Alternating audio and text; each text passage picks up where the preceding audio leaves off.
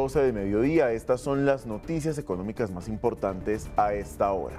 Empezamos con esos más de 200 expertos y ministros del país que firmaron una carta en la que respaldan la autonomía del Banco de la República y alertan por las recientes tensiones con el gobierno nacional. Esto tras el choque por las decisiones de política monetaria como el alza de las tasas de interés. En segundo lugar, seguiremos hablando de esos 4 billones de pesos que espera recaudar hoy el gobierno por el primer pago del impuesto al patrimonio. Recordemos que esta es una medida de emergencia que busca completar 8 billones en total y que afectaría a más de 15.000 empresas de todo el país.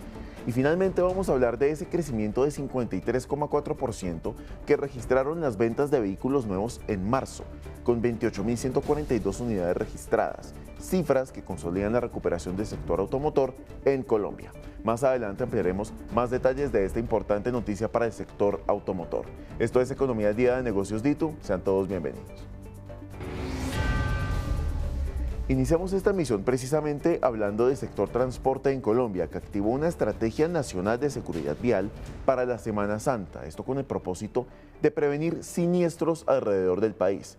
Además, tendrán estrategias como campañas de sensibilización y operativos sobre velocidad. Tendremos más de 200 personas en las diferentes terminales de transporte y en los principales corredores del país que han sido priorizados en conjunto con la Dirección de Tránsito y Transporte de la Policía. Todas estas acciones encaminadas a poder hacer presencia en los principales corredores del país con la única finalidad de que todos lleguemos seguros a casa en esta Semana Santa. Es así que desde la Agencia Nacional de Seguridad Vial también hemos dispuesto la campaña En la Vía, la vida es primero. Esta campaña busca poder cuidar a todas las personas que se movilizan por los principales corredores del país, con toda la oferta de la Agencia Nacional dispuesta a acompañar a los diferentes viajeros en esta Semana Mayor. Pasamos ahora a hablar del Ministerio de Minas y Energía, que fijó reglas para las subastas de energía limpia en el país. Esto incluye temas como la implementación de mecanismos de contratación a largo plazo, estableciendo normas claras que permitan negociaciones transparentes entre generadores y comercializadores que contribuyan al fortalecimiento de la seguridad energética en el país. Esto dijo el ministro de Minas y Energía, Edwin Palma.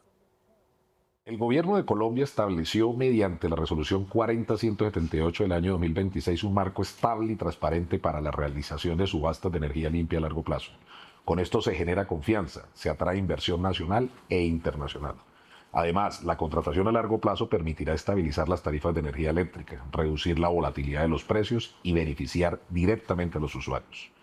Al mismo tiempo, este modelo impulsa energías limpias, almacenamiento con baterías, diversifica la matriz energética y reduce el riesgo de escasez. De esta manera se fortalece la confiabilidad del sistema eléctrico y se avanza en una transición energética sostenible. Y como les contábamos al inicio de esta emisión, el sector automotor en Colombia registra un fuerte crecimiento en marzo del 2026 con 28.142 vehículos nuevos matriculados, lo que representa un aumento de 53,4% frente al mismo mes del año anterior. Con este resultado, el primer trimestre del 2026 cierra con 73.659 unidades y un crecimiento de 47,8%, marcando el mejor inicio de año desde 2012. El impulso lo lideran los vehículos eléctricos, que crecen 267% hasta 5.083 unidades, y los híbridos, que suben 72,3% con 7.631 registros. Por segmentos, las camionetas disparan su crecimiento 248,5%, mientras que los vehículos de carga y pasajeros también superan el 100% a nivel regional. Bogotá encabeza el repunte con un aumento de 121%, seguida por Medellín y Cartagena, confirmando una recuperación generalizada del mercado. Para analizar estas cifras nos conectamos con Eduardo Bisbal, presidente de Comercio Exterior y Sector Automotor de FENALCO. Doctor Bisbal, bienvenido. Buenos mediodías, muchas gracias. Gracias, doctor Bisbal. Esas cifras que veíamos al inicio muestran una recuperación importante del sector y sobre todo unos récords que no se veían desde hace 14 años. Y sobre todo los autos del sector eléctrico, los híbridos y los eléctricos propiamente son protagonistas. ¿Cómo explicarle eso a los usuarios? Bueno, el mercado viene desempeñándose de una manera muy buena desde el año pasado. Es decir, ¿esto a qué creemos que se debe? a algunos factores. Uno, pues que la tasa de cambio ha estado revaluada, eh, ha estado muy baja, ha bajado, digamos, en el último año tal vez de unos 4.200 a unos 3.700 pesos. Y pues todo vehículo pues es un bien importado que se tasa en dólares, para lo cual pues los efectos de una reevaluación de la tasa de cambio son muy positivos. El otro es pues que de todas maneras Colombia tiene una represión muy grande en la demanda en vehículos. En Colombia no hay muchos vehículos, contrarios a lo que la gente piensa. El índice de motorización de las ciudades colombianas es relativamente bajo, inclusive comparados con países o ciudades de menor desarrollo relativo. El otro elemento es las relativamente bajas tasas de interés que se consiguen en el mercado, pero que obviamente ya comenzaron a subir y en algún momento dado pues tendrán un efecto sobre la demanda. Todo vehículo, en general los vehículos por los montos de valor, pues contienen una porción de crédito y pues el costo del dinero pues también lo afecta positivo o negativamente. Este panorama, por supuesto, es positivo viendo esas cifras y esas condiciones que usted nos comentaba que se dieron propicias para tener estos datos que acabamos de mencionar, pero precisamente con el tema de las tasas, como estamos viendo con la decisión de ayer del Banco de la República que están subiendo, que subieron bastante y pueden seguir subiendo de acuerdo a lo que ponga el panorama económico a analizar. ¿Esto cómo lo están viendo desde este sector y qué tanto creen que puede cambiar el panorama para el segundo trimestre que justamente acabó de arrancar hoy? eh, Efectivamente van a tener una afectación. ¿En qué momento? Uno pues no lo sabe. El efecto no es inmediato porque el sistema financiero, los bancos están fondeados con las tasas de interés anteriores, pero en la medida en que se vayan venciendo esos certificados de depósito, en fin, pues el costo de financiarse de las entidades financieras aumenta y esto pues repercutirá en un incremento seguramente de las tasas de interés a los consumidores.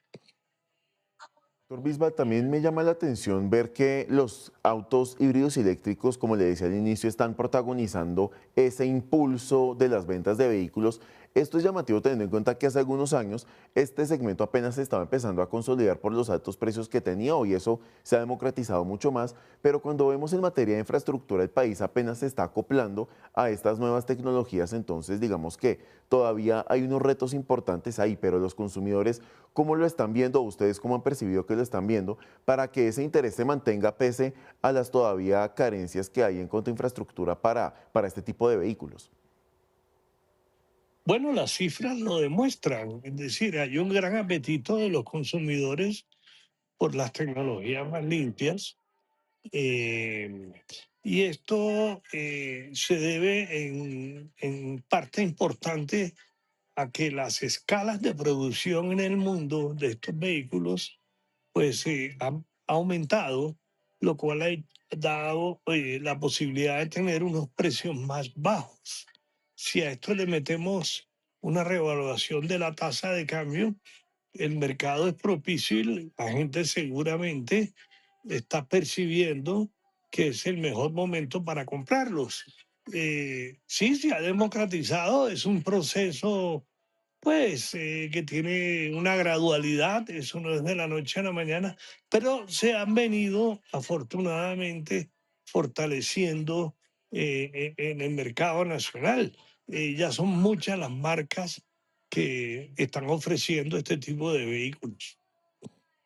Por supuesto, vehículos que como pudimos ver están impulsando ese dato de ventas y de vehículos registrados en este primer trimestre del año y que esperamos se mantenga en los trimestres venideros. Eduardo Bisbal, vicepresidente del Comercio Exterior y Sector Automotor de FENALCO, gracias por esos minutos aquí en Economía al Día. Muchas gracias a ustedes. Feliz Semana Santa.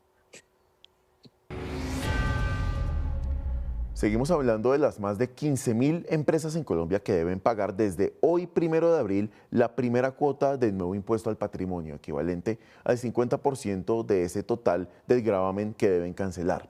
En este primer pago se busca recaudar alrededor de 4 billones de pesos. Y recordemos que esta medida fue creada en el marco de la emergencia económica y aplica para empresas con patrimonios líquidos superiores a 10.474 millones de pesos. Sin embargo, varios gremios han señalado que esta medida impacta la liquidez y estabilidad de la economía de las empresas. Para analizar esta noticia nos acompaña en Economía al Día Juan Pablo Herrera, decano de Economía de la Universidad Externada de Colombia. Decano, bienvenido una vez más a Economía al Día. Sebastián, un muy buen día, un saludo muy especial a todas las personas que nos acompañan el día de hoy. Fíjese que este recaudo que deben pagar hoy las empresas en el transcurso del día llega al mismo tiempo que un anuncio muy importante que hacía hoy el ministro de Hacienda, Germán Ávila, en declaraciones oficiales a medios de comunicación. Decía que se va a presentar una nueva reforma tributaria. Esto quiere decir que junto con este impuesto para la emergencia económica están buscando todavía más recursos. Esto, por supuesto, unido a este impuesto que ya ha generado unos mensajes de alerta importantes de los gremios. ¿Cómo se percibe este anuncio del ministro a la par con este cobro del impuesto que debería darse hoy?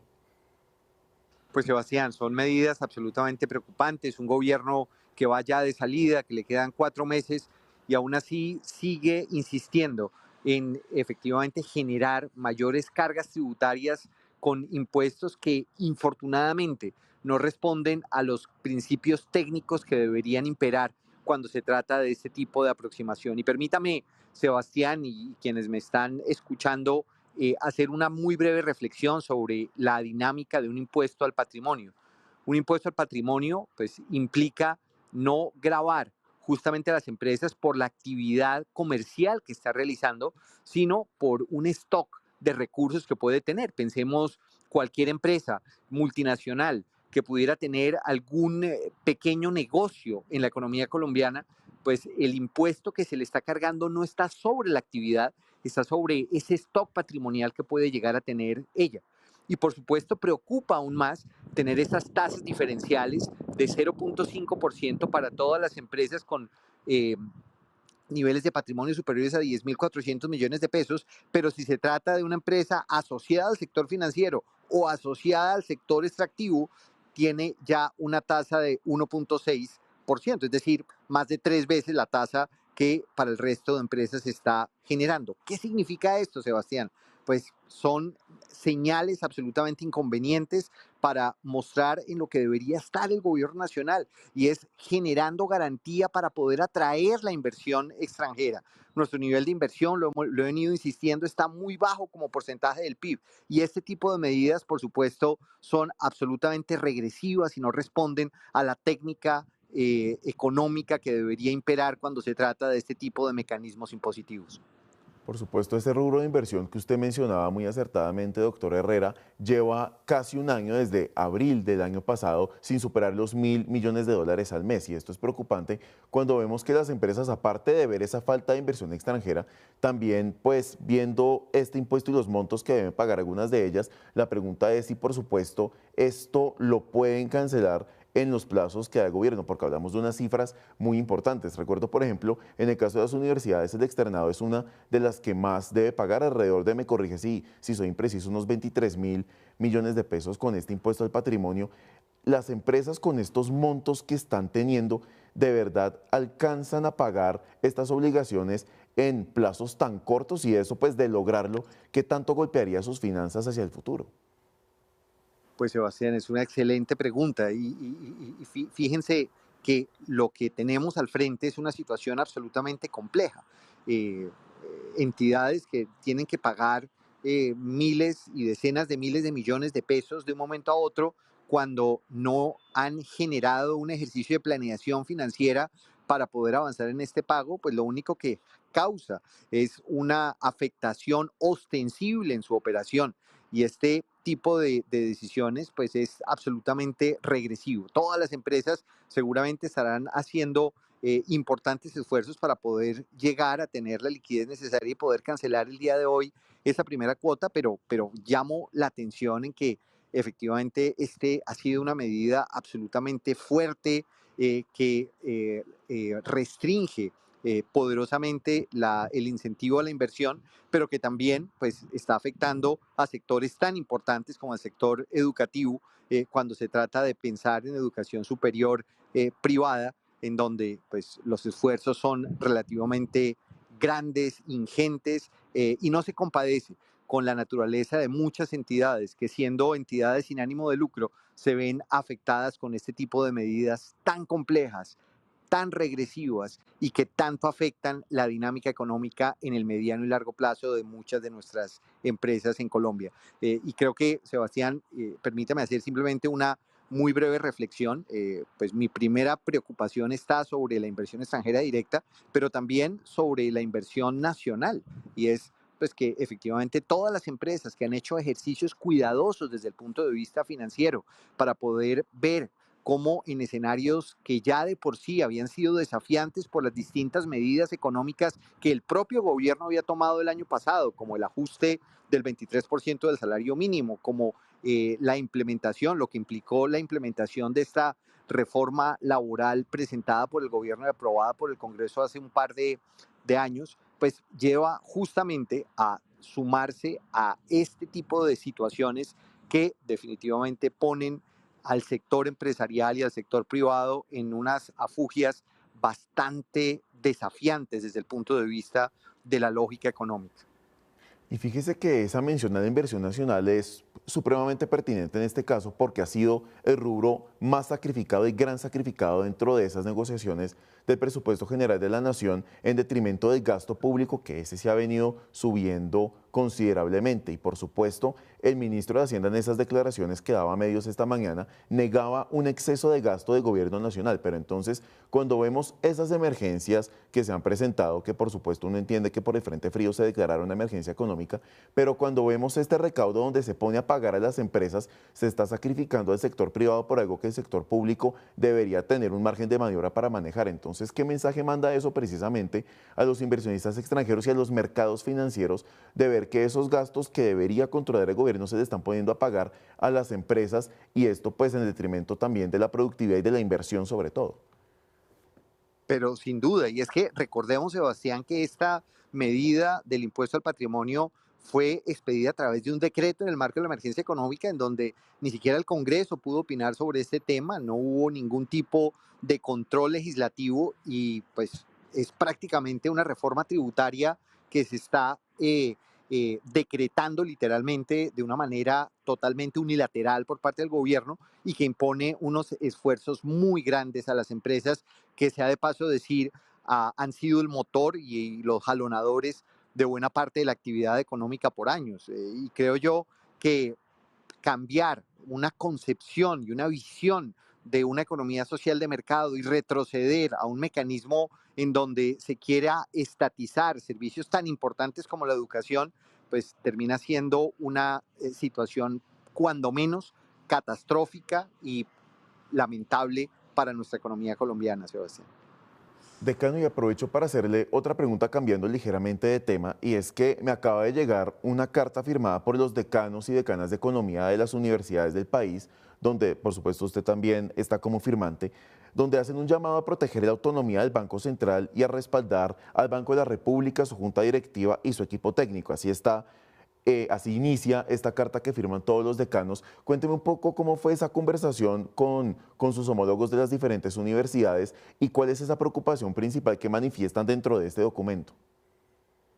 Pues Sebastián, la Constitución del 91 marcó un fortalecimiento institucional en lo que tiene que ver con la política monetaria en el país. Y creo que durante más de 30 años el país había avanzado y había navegado en una situación en la cual, a pesar de todas las adversidades, a pesar de todas las dificultades que en materia social, en materia de violencia, en materia del conflicto armado ha enfrentado la economía, había logrado salir avante desde la lógica de controlar una de las variables más importantes y que más afectan a los bolsillos de los colombianos, cuál es la inflación.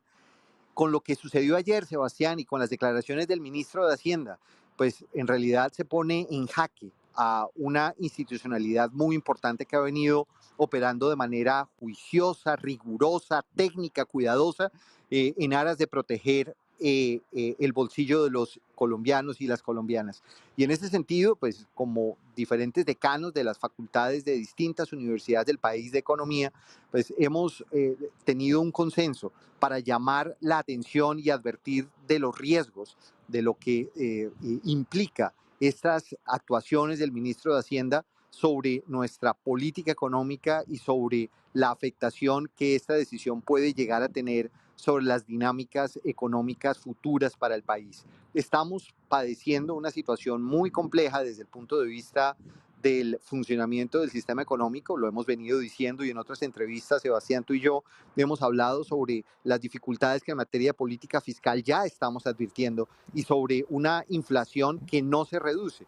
Por supuesto, una situación como esta termina poniendo en jaque a la institucionalidad del país y a la credibilidad de la economía colombiana frente a los mercados internacionales. Entonces, esta comunicación es una comunicación que apunta realmente a reconocer sobre la importancia de retornar a la institucionalidad y a preservar un marco constitucional que efectivamente nos ha permitido por años avanzar de una manera juiciosa, de la par, o sea, alineados con las mejores recomendaciones que hay en el mundo para prevenir fenómenos inflacionarios y manejos irresponsables en materia de política económica. Decano, y ese comunicado que acabamos de ver en pantalla, que está firmado por los principales decanos de economía de Colombia, se une también a esa carta que firmaron alrededor de 200 expertos y exministros de Hacienda en apoyo al Banco de la República y a esa labor que desempeña como mandato constitucional para mantener esas tasas de interés para, digámoslo así, manejarlas de acuerdo a cómo la economía colombiana lo deba necesitar. Entonces, viendo estas comunicaciones masivas, tanto de ustedes como decanos como de los expertos, ¿qué se debe percibir o qué debe pasar en adelante para que el ministro de Hacienda tal vez reflexione y tenga en cuenta la importancia de su presencia en la Junta Directiva? Bien, mientras retomamos comunicación con el decano de Economía de la Universidad Externa de Colombia, Juan Pablo Herrera, recordemos que el apoyo al Banco de la República y ese respaldo que le ha dado la comunidad económica del país ha sido contundente. Recordemos que ese mandato constitucional que viene desde esa Asamblea Constituyente de 91 pone al Banco de la República en el centro de ese manejo de la política pública del país, de la economía nacional, sobre todo con ese manejo de las tasas de interés, que son lo que de alguna manera sanea las finanzas públicas con indicadores como lo veníamos comentando, la inflación, el crecimiento económico, la deuda. Todos estos factores presionan al alza o a la baja esa tasa de política monetaria según cómo se vayan desarrollando. Entonces, este tema, por supuesto, y estos acontecimientos que tuvieron lugar ayer con la salida del ministro de Hacienda de la Junta Directiva, sus declaraciones previas a que se conociera el dato de alza de 100 puntos básicos en la tasa de política monetaria, generaron un revuelo importante porque es un precedente que, recordemos, y esto es muy importante para que nuestros usuarios lo tengan en cuenta, nunca había ocurrido antes en el país. Por supuesto, este tipo de comportamientos los están mirando los mercados financieros, los expertos internacionales, los inversionistas extranjeros que analizan al país, que califican las finanzas públicas, la salud financiera del país y que por supuesto nos evalúan también en cuanto a qué tan riesgosos podemos ser en la inversión extranjera directa, lo que quiere decir que si tenemos a un ministro de Hacienda y a un Banco Central en franca discusión y en franco enfrentamiento,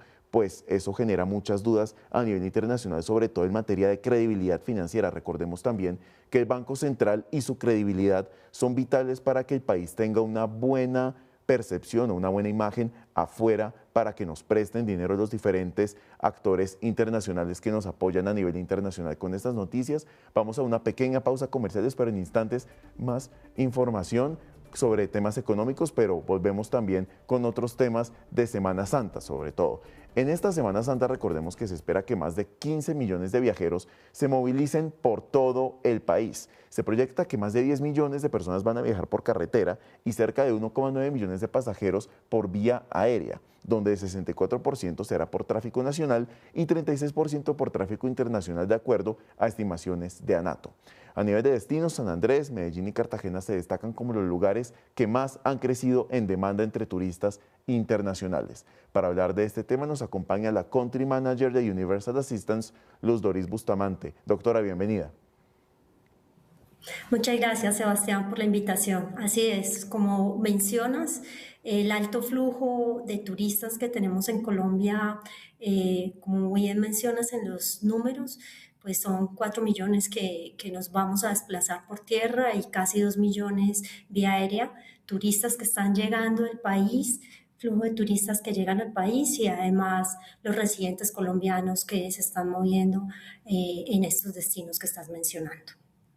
Destinos que por supuesto muestran el dinamismo que tiene el turismo colombiano en estas épocas de Semana Santa. Este comportamiento que estamos viendo, que se proyecta en estos momentos, doctora Bustamante, ¿qué tanto se asemeja a las tendencias que se pueden ver en esta época del año?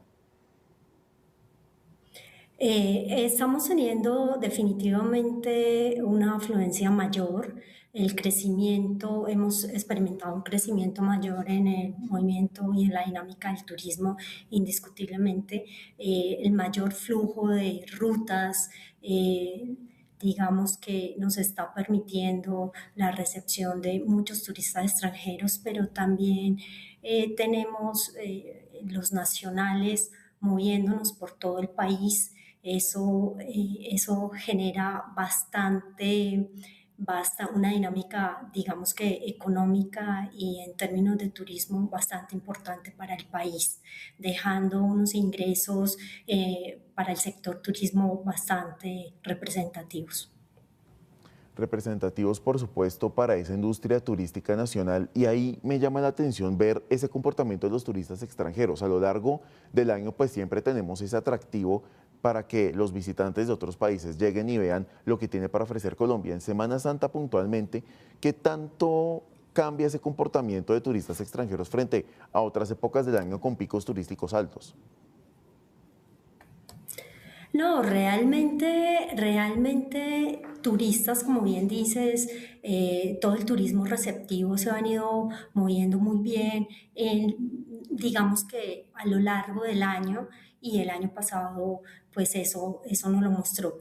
Esta temporada, pues es una temporada que llama la atención en algunos sitios o ciudades del país por todo el tema religioso, pero también son turistas que se están desplazando a ciudades como San Andrés, Cartagena, Medellín, por temas diferentes y que revisten interés por el tema turístico que representan estas ciudades.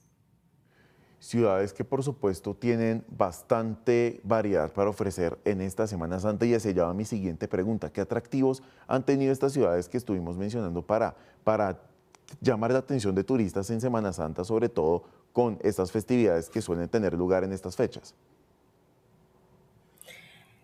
Realmente, pues estamos viendo, como lo hemos mencionado, un crecimiento muy claro en estos destinos. Son lugares que definitivamente combinan experiencia cultural, naturaleza y oferta religiosa.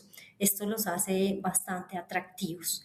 Y con esto, pues definitivamente esta alta movilidad aumenta situaciones como emergencias médicas, retrasos de vuelos o incidentes en carretera, pérdida de equipaje, entre otras, y es una de las razones también por la que es importante y donde los viajeros están buscando soluciones y alternativas para protegerse durante sus vacaciones. Y precisamente ese punto es clave, teniendo en cuenta que pues, se pueden presentar muchas emergencias en cuanto a los viajes, tanto por carretera como por viajes aéreos, y pues en los destinos también. En Semana Santa, que también es uno de los picos turísticos del año, pero no tanto como temporadas altas a mitad de año o a final de año, ¿qué tanto se presentan casos como esos? Pues sí se presenta, no es necesario tener una temporada alta como la que No. estamos viviendo esta semana o la de vacaciones. Sí se presentan indiscutiblemente. Ahorita estamos teniendo un pico que han mencionado, un pico de fiebre amarilla. Por eso un producto como asistencia al viajero nacional o el producto receptivo para todos estos extranjeros que nos visitan es importante para prevenir cualquier contingencia médica y acompañada de una solución inmediata sin afectar la continuidad del viaje o las vacaciones que tengan programadas. Unas vacaciones que por supuesto son muy esperadas y muy apetecidas en esta época del año. Luz Doris Así Bustamante, es. gerente de Universal Assistance, gracias por estos minutos aquí en Economía del Día. Sebastián, muchas gracias a ustedes. Buen día. Igualmente. En otras noticias, el Gobierno Nacional aplicó un nuevo ajuste en el precio de la gasolina y el diésel y a partir de hoy vuelven a subir de precio luego de 2 meses consecutivos de reducciones. El incremento en el galón de gasolina será cercano a los 400 pesos en Bogotá, aunque en el resto de ciudades subirá 280 pesos por galón. De las 13 ciudades principales del país, la gasolina más cara, como pueden ver en pantalla, estará en Villavicencio, donde quedará en 15.991 pesos. Le sigue Cali con 15.900, muy por debajo, y Bogotá con 15.891 pesos. Por otro lado, Cartagena, Cúcuta y Pasto son las ciudades que quedan con la gasolina más barata en Colombia, fijándose el precio en 15.481 pesos, 13.865 pesos y 13.487 pesos respectivamente. Para hablar de esta nueva alza en el precio de la gasolina nos acompaña Óscar Vanegas, profesor asociado de la Escuela de Ingenieros de Petróleos de la Universidad Industrial de Santander. Óscar, bienvenido. Buenas tardes, Sebastián. Un saludo a todos los televidentes. Óscar, teniendo en cuenta lo que hemos hablado en emisiones anteriores de Economía del Día, ¿estaba cantado este aumento teniendo en cuenta la situación internacional que atraviesa el estrecho de Hormuz y sobre todo el sector de hidrocarburos? Por esa alza de precios del barril Brent, ¿era cuestión de tiempo para que el gobierno tuviera que hacer este aumento? Por supuesto, todavía falta para volvernos a equiparar a como estábamos antes de que bajaran estos precios y es un valor que, recordemos, nos tenía en superávit en el Fondo de Estabilización de Precios del Combustible. ¿Esto quiere decir que este sería el primero de muchos aumentos que deberían venir más adelante? Sí, Sebastián, porque era inminente ese aumento, aunque lo veo pequeño y de pronto obedece a cuestiones coyunturales que están dando en un periodo electoral, pero sí el aumento del crudo que ahorita ronda los $115, prácticamente es un aumento del 90% con respecto al promedio que traía el petróleo el año pasado. Eso significa que los combustibles, para equipararlos a precio internacional, de la misma manera tendría que aumentar un porcentaje proporcional a lo que ha aumentado el precio del crudo. Sin embargo, este aumento, repito, Sebastián, fue bajo, pero se espera que después, si se mantiene el precio del crudo por encima de los $100, vamos a tener una escalada alcista de los combustibles en el país. Listo. Óscar, teniendo en cuenta que, como usted dice, este aumento todavía está bajo frente a cómo estamos en cuanto a los precios internacionales, hay que recordar un poco esas cifras. En el galón de gasolina, antes de este aumento de 400 pesos, el galón de gasolina en Colombia estaba en alrededor de $4.08, en comparación con el galón de gasolina en el precio internacional que está entre $5,9 aproximadamente. Eso, por supuesto, nos muestra que estábamos un poco por debajo. Vamos ahora a hablar del precio del diésel también. Ese está en $5.47. Antes del aumento que tuvo el diésel también en Colombia, estaba en $2.96. Ahí sí veíamos una cifra importante. Ese panorama nos deja o le deja como conclusión al gobierno que tiene que seguir generando incrementos para al menos equipararse con el precio internacional mientras dura esta contingencia, que es lo más urgente que tiene que manejar.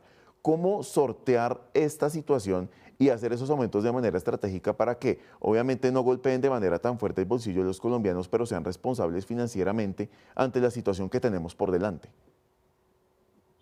Sí, hay que saber colocar en la balanza estas variables para que no se vaya a generar un aumento en la inflación, puesto que los combustibles, sobre todo el diésel, por ser el combustible para el transporte de carga, es importante mantenerlo subsidiado, entre comillas, porque el subsidio, pues, en sí es una falacia, pero para poder soportar la economía, no podemos desbordar el precio del diésel, puesto que se dispararía los precios de todo lo que incluye el transporte, entre ellos los alimentos, y dispararía la inflación en el país. Entonces, hay que ser muy, digamos, meticulosos en saber hacer los aumentos de acuerdo a las proporciones del aumento del crudo y balancear eso que se deja de ganar Ecopetrol al tener un precio de oportunidad con el precio internacional de los combustibles, compensarlo, por ejemplo, con otro tipo de negocios que tenga Ecopetrol para que no vaya a recargarse todo hacia el Fondo de Estabilización de Precios de los Combustibles. Por ejemplo, la carga de las refinerías debe buscarse que sea, perdón, eh, con combustible, con materia prima nuestra interna y no con petróleo importado. Y de esa manera, pues podemos balancear la carga que tiene que soportar Ecopetrol por tener que estar subsidiando sobre todo la gasolina corriente, que es la que más importamos, parte del diésel que es menor, y la nafta, que se necesita como diluyente y en los procesos también de dieta para las refinerías y que es importada. Entonces, balancearlo en el proceso de carga de la refinería en materias primas dentro del proceso de refinación. Por supuesto, un Esa es proceso una muy ecuación que tiene que manejar Ecopetrol. Por supuesto, una ecuación muy importante que debe tener en cuenta la estatal petrolera ante un panorama tan retador como este y que también lleva al gobierno a tomar decisiones difíciles pero pertinentes. Óscar Vanegas, profesor asociado de la Escuela de Ingenieros de Petróleos de la UIS, gracias por esos minutos aquí en Economía al Día. Bueno, Sebastián, feliz día. Igualmente. Continuamos con el tema que veníamos hablando al inicio de esta emisión y es esa creciente tensión entre el gobierno y el Banco de la República. Esto tras ese aumento en la tasa de interés de 11,25% que quedó en 11,25% tras el aumento de 100 puntos básicos y esa salida del ministro de Hacienda Germán Ávila. Para eso nos vamos a conectar con Hernando Zuleta, decano de Economía de la Universidad de los Andes. Decano, bienvenido. Muy buenos días y muchas gracias por la invitación. Decano, a este tema se sumaron dos cartas de apoyo al Banco de la República, una firmada por los decanos de Economía, en la que usted también está firmando esa carta de apoyo al Banco de la República, sumada además a la de 200 expertos que firmaron también en apoyo al Banco de la República y a esa labor que representa pues, el emisor, teniendo en cuenta ese deber constitucional que tiene. ¿Cómo explicarle a los usuarios la importancia de que el sector académico y los expertos en economía salgan a apoyar al emisor en un momento inédito como este? Bueno, lo primero es empezar diciendo que gracias a la independencia del Banco de la República, en Colombia pudo bajar la inflación de 2 dígitos. Si ustedes recuerdan, la inflación en Colombia entre los años 70 y comienzos de los 90 fluctuaba entre 20 y 30%, siempre por encima, siempre en 2 dígitos. Y gracias a la independencia hubo una gran caída en inflación y por eso estamos hoy de una inflación cercana a 1 dígito. Lo segundo es resaltar por qué es tan importante que la inflación sea baja. Y la razón es que facilita todas las transacciones económicas, facilita el funcionamiento de la economía.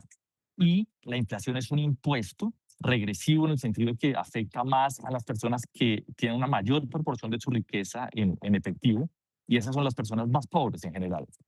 Lo segundo, bueno, es decir que en general es normal que haya diferencias, que haya controversia a la hora de definir la política monetaria. Pero por eso hay una junta eh, cuya formación se da con nombramientos de diferentes gobiernos de los miembros de la junta. Hay un staff técnico gigantesco de gran capacidad, de manera que se toman decisiones informadas y los debates o las diferencias se dirimen dentro de la junta. La salida intempestiva y la amenaza de no participar en la junta del ministro claramente rompe la estabilidad institucional, pero además digamos, el ministro está incumpliendo un deber constitucional que es presidir la Junta del Banco de la República. Entonces, por esas razones, expertos de diferentes orígenes y los decanos de economía, quienes digamos, contribuimos a la formación de los técnicos que participan en las decisiones, que producen información para la Junta, pues llamamos a ser un poco más razonables y a buscar canales institucionales para pues, dirimir diferencias en términos de cuál es la política monetaria más adecuada. Sobre todo teniendo en cuenta esas declaraciones que entregaba el ministro de Hacienda después de haberse retirado de la Junta del Banco y que ustedes detallan en esa carta que firman los decanos que amenazan la institucionalidad monetaria, cambiaria y crediticia del país, que esto por supuesto es algo que miran las calificadoras de riesgo, algo que miran los mercados internacionales. Esto, ¿qué tanto nos puede afectar si se prolonga ese rompimiento de relaciones entre el gobierno y el emisor? Bueno, eso depende de muchas cosas. Digamos, mi lectura es que si no está el ministro en la Junta, es imposible tomar decisiones de política monetaria. Hay abogados, en particular leí que Héctor Riveros cree que esa no es una interpretación correcta de lo legal. Ahí, digamos, los abogados expertos tendrán que aclararnos cuáles son las implicaciones, digamos, legales. No obstante, si el ministro no está y no se pueden tomar decisiones de política, eso implica que nos quedamos con esa tasa de interés de aquí hasta que se acabe el gobierno digamos, habría que definir qué acciones de política, qué sé yo, como intervención en el mercado cambiario, etcétera, sí puede tomar el Banco de la República aún en ausencia del ministro. En realidad, lo más costoso sería que tuviéramos choques fuertes en términos de estabilidad cambiaria o estabilidad monetaria y que el banco no pudiera reaccionar. Eh, en la situación actual, pues hay una tasa de interés de intervención consistente con unas expectativas de inflación al alza. Si esas expectativas de inflación se empiezan a moderar, pues la estabilidad de esta tasa de intervención no es grave, en la medida en que básicamente tenemos un stand de política monetaria suficientemente fuerte. No obstante, si tuviéramos un incremento fuerte en expectativas de inflación, pues ahí habría un problema grande. Ahora, usted señala un punto crucial, que es la señal que se le da al mercado internacional. Uno de los activos más importantes de la economía colombiana es la estabilidad macro que ha mostrado históricamente. El rompimiento del gobierno con el Banco de la República y la decisión de no participar en las decisiones de la Junta, digamos, envían una señal al mercado internacional, una señal perversa, en el sentido de que esa estabilidad en la que hemos confiado durante tantos años se puede estar desboronando. Por supuesto, un desmoronamiento que el país no se puede permitir en este momento, teniendo en cuenta el momento crítico que vive y los análisis tan rigurosos que se están haciendo desde los mercados internacionales. Hernando Zuleta, decano de Economía de la Universidad de los Andes y uno de los firmantes en ese documento en apoyo al Banco de la República. Gracias por estos minutos aquí en Economía al Día. No, muchas gracias a usted. Un saludo.